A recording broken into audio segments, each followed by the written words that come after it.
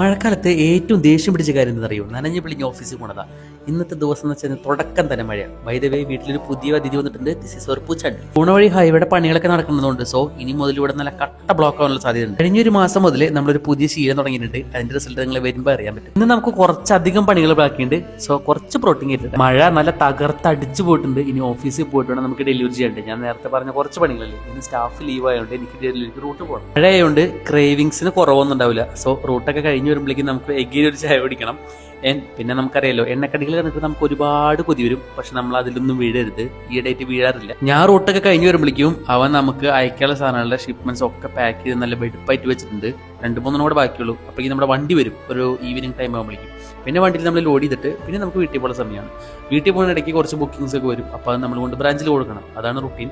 പോകുന്ന വഴിയും എഗെയിൻ മഴ. നേരെ ചെന്ന് ബ്രാഞ്ചിൽ കൊടുത്തു. ചെറിയ ചാറ്റന്മാർ അടിച്ചാൽ പോലും വൈകുന്നേരം എനിക്ക് മൂക്കടപ്പായിരിക്കും. അതാണ് എൻ്റെ അവസ്ഥ. ബഡ്ജറ്റ് ഫ്രണ്ട്ലി തീറ്റ, അതാണ് എൻ്റെ ലക്ഷ്യം. സാധനം ഉണ്ടാക്കാൻ എളുപ്പമാണ്. പിന്നെ ലേശം വിനാഗിരി അല്ലെങ്കിൽ ചെറുനാരങ്ങ ഒഴിച്ച് ലേശം ഉപ്പിട്ടിട്ട് പിടുത്തം പിടിച്ചു. Okay bye. വീഡിയോ ഇഷ്ടപ്പെട്ട ലൈക്ക് ചെയ്യണേ, ഫോളോ ചെയ്യണേ, അത് പറയാൻ മറന്നു. Okay bye.